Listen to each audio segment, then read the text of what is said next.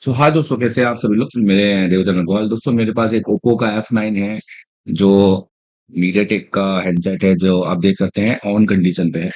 तो यहाँ पे चार्जिंग का लोगो दिखाई दे रहा है। बहुत सारे लोग कमेंट कर रहे हैं कि सर हमें इमरजेंसी निकालना है, हमें बताइए कैसे हम टेम्परेचर निकालें।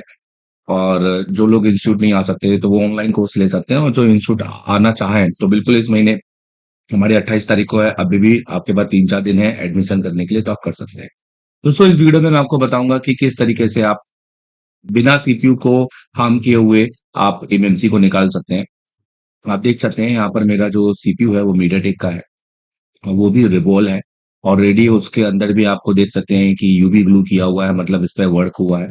और इस तरीके से सीपीयू पर बाजू में एमएमसी पे काम करना, बेसिकली सीपीयू भी डैमेज हो सकता है। हमें सीपीयू को भी रिवॉल्व करना पड़ सकता है, बट क्योंकि मुझे आपको तरीके सेम ऐसे बताने हैं जिसमें आप ये जो एसके हाइनेस की है 64 जीबी का एमएमसी लगा हुआ है, एमएमसीपी है, इसको आप बहुत इजी तरीके से निकाल रहे हैं और आपकी बोर्ड की रीडिंग आपको मिले, ताकि आप जो प्रोग्रामिंग का काम करना चाहते हैं, जो खाली एमएमसी को रिवॉल्व करना चाहते हैं। तो ज्यादातर लोगों के कमेंट्स ये आ रहे हैं कि सर एमएमसी उतारते हैं और हमारे सीपीयू के में रीडिंग नहीं मिलती है, तो ये प्रॉब्लम उनको बना रहता है। तो चलिए, सबसे पहले हम इसके साइड ग्लू को कट करेंगे, इसलिए मैंने आपको एक लाइव वर्किंग बोर्ड में बता रहा हूँ। क्योंकि दोस्तों, मैं किसी भी बोर्ड में निकाल के दिखा दूं और मुझे चालू करके दिखाने से ये फर्क होता है कि ये जो प्रोसेस है मेरी सक्सेस हुई है कि नहीं हुई है, ये पता चल जाता है।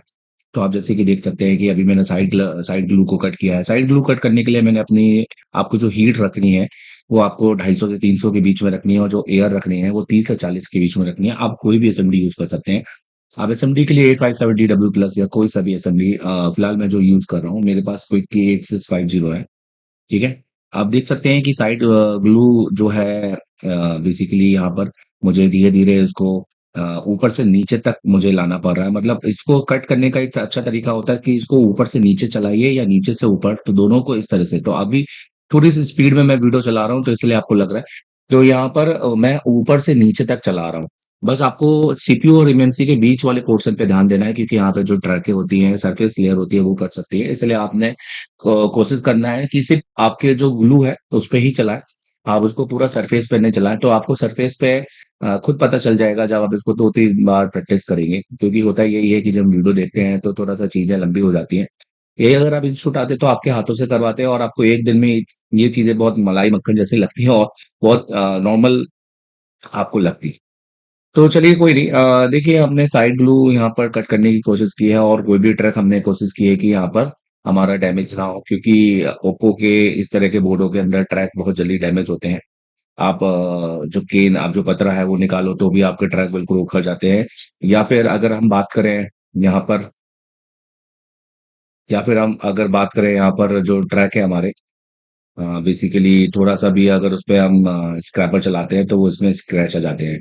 क्योंकि ज्यादातर लोग इन्हीं चक्कर में फिर छोटे मोटे काम में बड़े लंबे चौड़े काम कर देते हैं, ट्रैके निकाल देते हैं, और उसके बाद उसके बोर्ड टेम्पर हो जाता है। तो देखिए, जो साइड ग्लू है उसको हमने धीरे धीरे हमने बाहर निकालने की कोशिश की है। जैसे कि मैंने आपको हीट और टेम्परेचर ऑलरेडी बता दिया है। आपको 250 और 300 के बीच में टेम्परेचर रखना है, और हीट जो आपको रखनी है वो आपको रखनी है 340 के बीच में।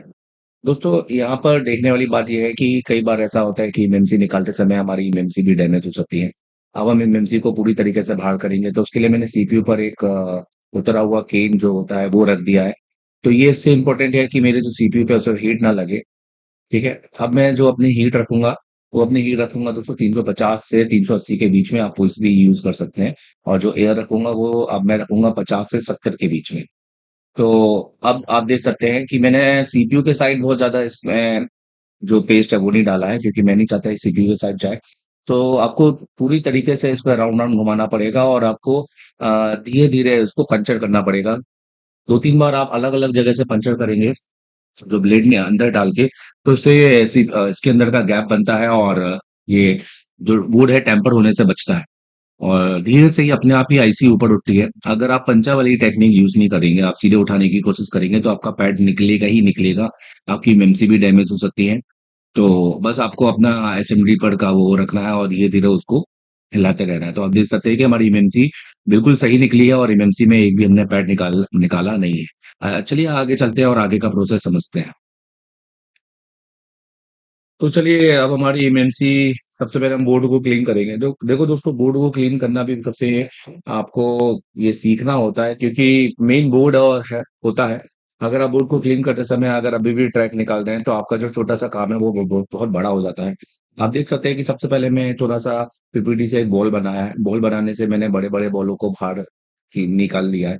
अगर यही मैं डायरेक्ट यहाँ पर डी सोल्डर वायर चलाता तो हो सकता कि कोई भी ट्रैक जो ग्लू से अभी फंसा हुआ है, कनेक्टेड है, वो खींच के डी सोल्डर वायर से निकल जाता। अब मैं इसके बाद डी सोल्डर वायर चलाऊंगा तो उससे क्या हो जाएगा, ऑलरेडी जो बॉल नरम हो चुका है वो मेल्ट हो जाएगा और जो मेरा सरफेस है वो क्लीन हो जाएगा।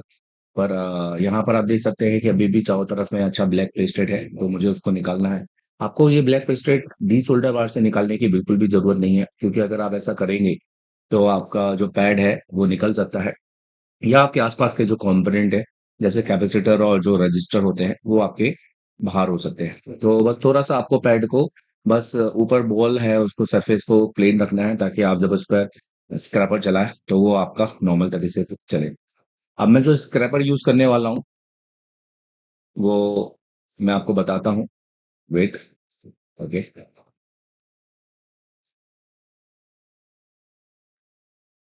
ठीक है, पहले हमने इसको थिनर से थोड़ा साफ कर लिया है। देखिए, आपको सबसे इम्पोर्टेंट ध्यान देना है कि सफाई बहुत अच्छी सी होनी चाहिए। अगर आपका हर जगह थिनर रहेगा तो ये आपके बोर्ड के लिए सही चीज नहीं है।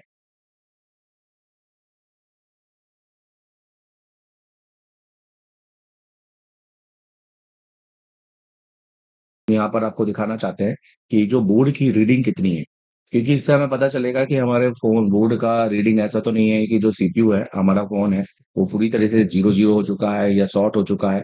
तो आप डीसी मशीन की रीडिंग देख सकते हैं। अभी मैं आपको डीसी मशीन की रीडिंग दिखाना चाहूंगा। तो मेरी मीडियाटेक के में डीसी मशीन की रीडिंग मेरी 40 और 200 के बीच में आनी चाहिए। आप देख सकते हैं। तो ये 200, 40 और 200 के फिगर के बीच में मेरी डीसी रीडिंग आ सकती है। एमटीके का सेट है तो ये रिटर्न भी मार सकती है।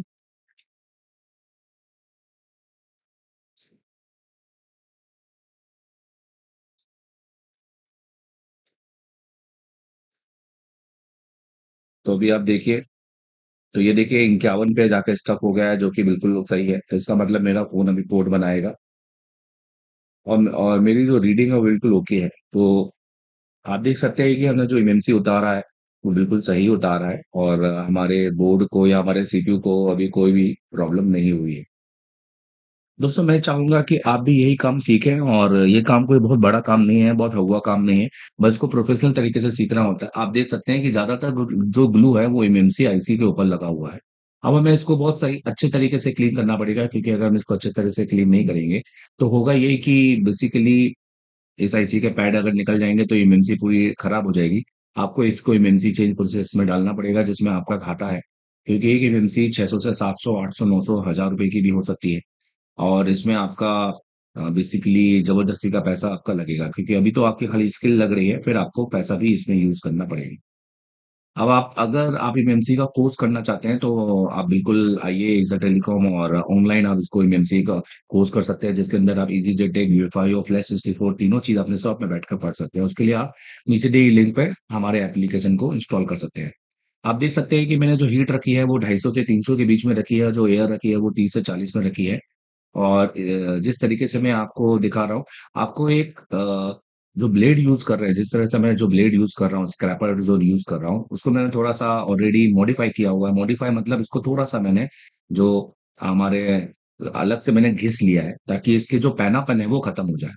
तो आप देख सकते हैं कि बहुत मक्खन के जैसे आईसी के ऊपर ये जो मेरा ग्लू है वो कट हो रहा है, क्योंकि दोस्तों इसमें सबसे इम्पोर्टेंट ये होता है कि ज्यादातर लोग है ना आयरन से ग्लू निकालने की कोशिश करते हैं। कई लोग डी सोल्डर वायर चला देते हैं, तो उसमें क्या होता है, आईसी हीट होती रहती है, और इस वजह से आपका आईसी डेडेट होना बंद हो जाता है।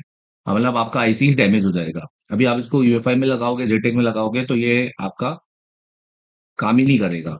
तो कोशिश करना है कि आईसी को कम हीट पर आपको यूज करना है। अब मेरा आसपास का सारा ग्लू निकल गया है। अब मुझे, अब देखिए दोस्तों, बहुत सारे लोग है ना बॉलों को चमकाने के चक्कर में बहुत ज्यादा आईसी को घिसते हैं, तो वो बिल्कुल नहीं करना है। रिबोलिंग में ऑटोमेटिकली वो रिबॉल हो जाती है। थोड़ा सा आपको 138 की पीपीडी 138 वो कह रहा हूँ सॉरी, 183 की पीपीटी यूज करना है, 138 की बिल्कुल मत यूज करना है, यहाँ पर 183 यूज करना है।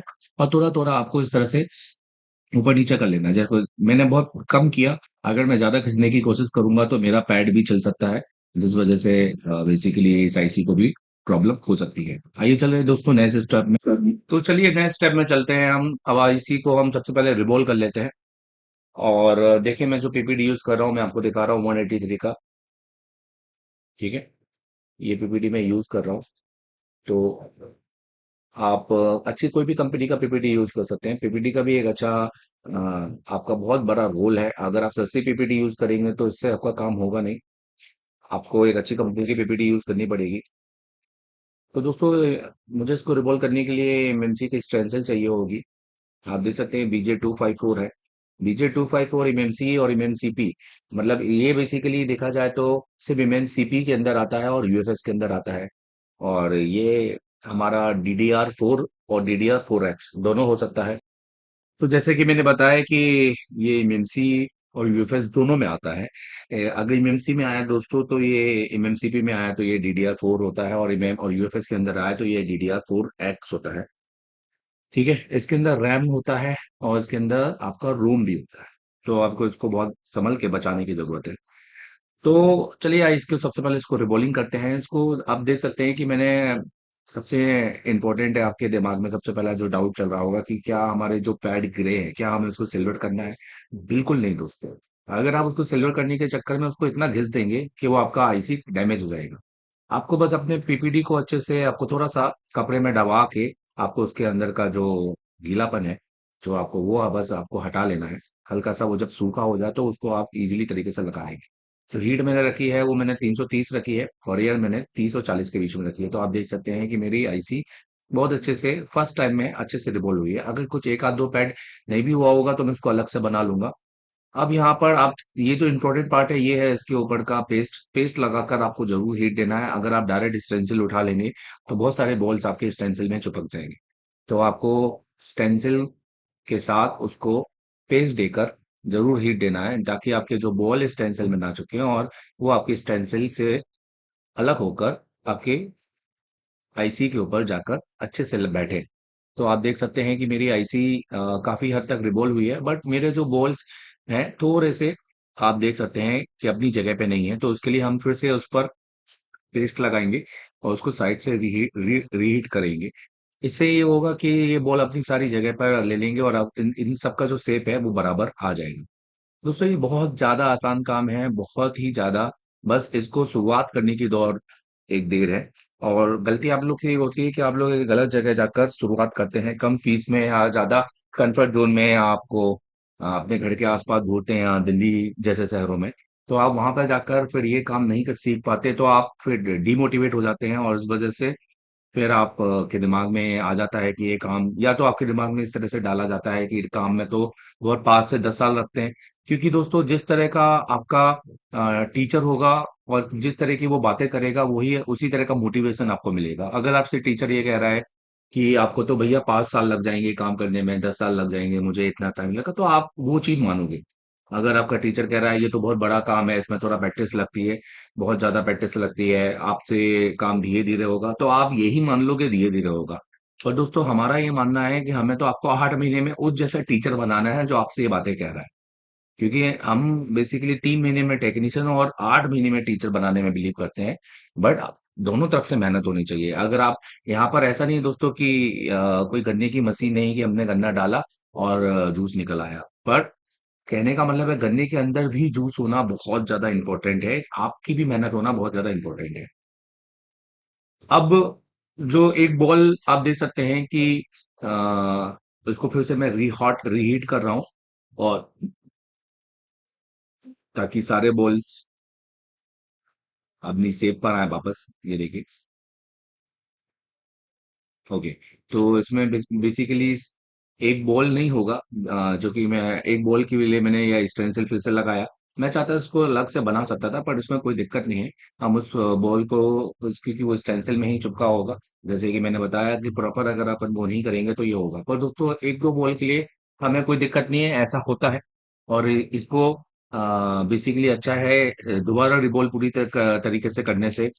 ज्यादातर एक चीज मैं आपको बोलूंगा कि एमएमसी के ऊपर ब्लेड का यूज बिल्कुल ना करें, क्योंकि एमएमसी में अगर आपने ब्लेड का यूज किया और गलती से आपके पैड कट गए तो आपका पूरा एमएमसी डैमेज हो जाता है। तो देखिए मेरा अभी एमएमसी बिल्कुल सही तरीके से रिवॉल्व हो चुका है। अब हम इसको बोर्ड पे लगाएंगे, बोर्ड भी हमने क्लीन कर लिया था, और हम देखेंगे कि हमारा सेट वापस उसी कंडीशन में आता है कि नहीं आता है। दोस्तों ये पूरा लाइव हैंडसेट पर है, ओप्पो जैसे F9 Pro जैसे हैंडसेट पर है, जहां पर लोग काम करने से डरते हैं।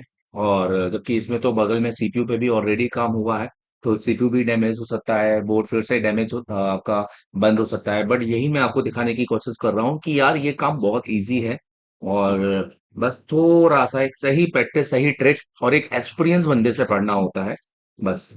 तो चलिए अब हम इसको बोर्ड में लगाएंगे, और बोर्ड में लगाकर हम देखेंगे कि क्या हमें आउटपुट मिलता है।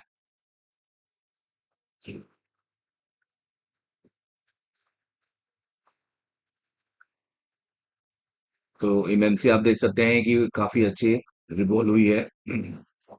और देख आपने नोटिस किया होगा, मैंने इसको बिल्कुल भी कहीं से भी घिसा नहीं है इसके पैड को सिल्वर बनाने के चक्कर में। ये मेरा बोर्ड है दोस्तों, ठीक है।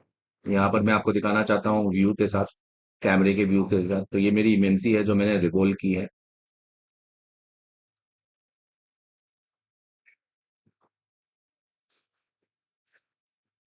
और ये मेरा बोर्ड है जिस पर मुझे काम करना है, ये देखिए।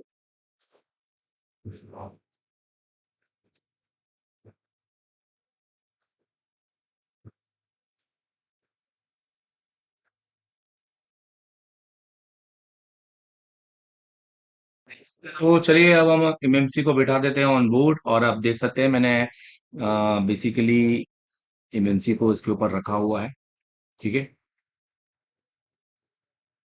बोर्ड पे। आपको अलाइनमेंट करने का सबसे इम्पोर्टेंट पार्ट इसमें अलाइनमेंट का है। अगर आप इमएमसी को कैसे भी नहीं रख सकते टेढ़ा मेढ़ा करके, अगर आप ऐसा रखेंगे तो आपकी इमएमसी नहीं लगेगी। प्लस सबसे ज्यादा इंपॉर्टेंट है कि बहुत सारे लोग जाकर क्या करते हैं कि उसके बीच में बहुत ज्यादा पेस्ट लगा देते हैं, जिसमें आपने देखा होगा कि आपकी इमएमसी मूव कर जाती होगी। तो वो बिल्कुल नहीं करना है। देखिए मैंने इमएमसी को अलाइनमेंट कर लिया है। अब जो मैं हीट रखूंगा वो मैं रखूंगा 350 से 370 के बीच में, और एयर रखूंगा वो मैं रखूंगा 40 और 50 के बीच में, 40 और 50 के बीच में। तो आप देख सकते हैं मेरा मूवमेंट धीरे धीरे होगा। शुरुआत में मैं माइक्रोस्कोप नहीं देख रहा हूँ, क्योंकि मुझे फिलहाल 10 से 20 राउंड से एमएमसी के ऊपर देना है। फिर उसके बाद मैं धीरे धीरे, फिर जैसे मैं पेज दूंगा तो उसके बाद मैं मुझे माइक्रोस्कोप देखूंगा, और बस मैं उसको टच करने के चक्कर में, क्योंकि मुझे उसको टच करना है, टच करने पर उसका जो फीडबैक है वो मुझे मिलना चाहिए। नहीं तो एमएमसी कहीं भी आपके किसी पैड पे चिपक सकती है। तो आप, तो ये मुझे खुद पता चल जाएगा, या दो तरीके से, या तो एमएमसी मूव करेगी या तो पेस्ट बाहर निकालेगी। अगर वो पेस्ट बाहर निकाल रही है तो भी ठीक है, और अगर वो मूव कर रही तो भी ठीक है। ठीक है, ये दो तरीके आपको पता कर चलना चाहिए। इसलिए आपको लगे कि पेस्ट नहीं निकल रहा तो थोड़ा पेस्ट आप एक्स्ट्रा लगा सकते हैं, क्योंकि जब एक बार बैठ जाती है तो फिर कोई दिक्कत नहीं है। आपको शुरुआत में पेस्ट नहीं लगाना, नहीं तो वो मूव कर जाएगी। ठीक है, तो आप देख सकते हैं यहाँ पर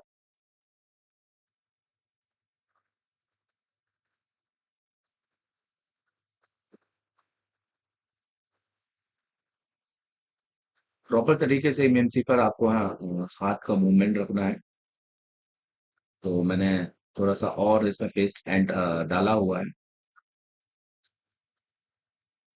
ये देखिए ये टच, तो इस तरह से जो मैंने टच किया हुआ है आईसी को, ये देखिए कोने से टच किया, तो टच करने से मुझे पता चल गया है कि बेसिकली मेरा जो इमएमसी है वो प्रॉपर तरीके से बैठा हुआ है। तो चलिए हमारी आईसी लग चुकी है, ठीक है। अब हम इसको चेक करेंगे कि हमारा फ़ोन सक्सेसफुली ऑन होता है कि नहीं होता है। तो हमने एक ओप्पो F9 मीडिया टेक एक ब्लैक पेस्टेड, आपने तो देखा ही है। हमने उसकी आईसी निकाली हो जब, और इसमें ऑलरेडी सीपीयू पे काम हुआ है, सीपीयू रिबोल है, और सीपीयू पे माइक्रो जंपरिंग भी है, आप देख सकते हैं। तो अब हम देखते हैं कि हमारा फ़ोन वैसी कंडीशन में ऑन होता है कि नहीं। तो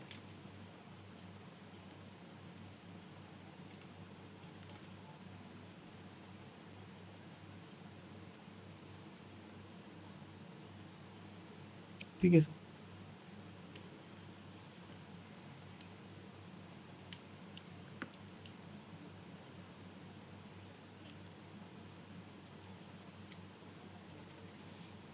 ठीक है, वेट करते हैं।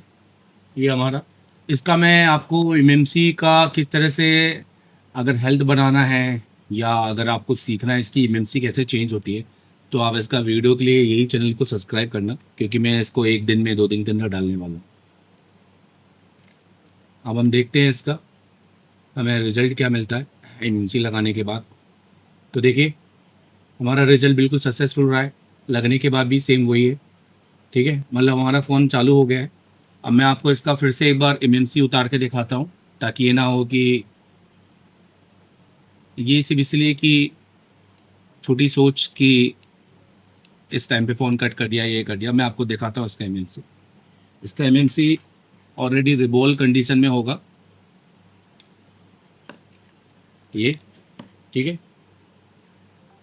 ये देखिए जैसे हमने कंडीशन छोड़ी थी वैसे ही कंडीशन में है।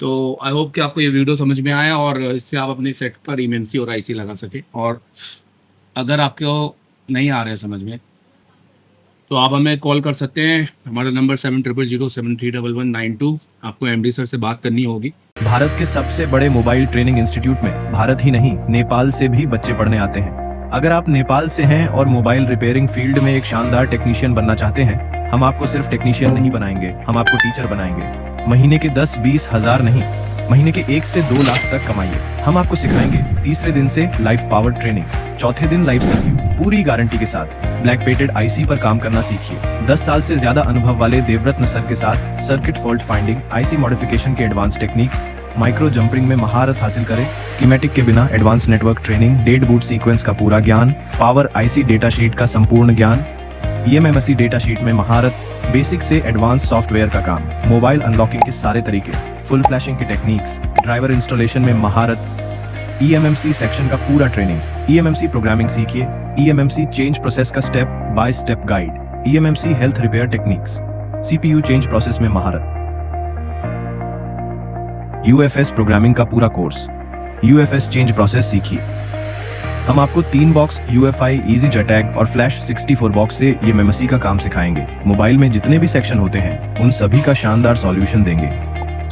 अभी भी व्हाट्सएप कॉल कीजिए, आपकी सीधे एमडी सर से बात होगी। इस महीने की 25 तारीख से नया बैच शुरू हो रहा है।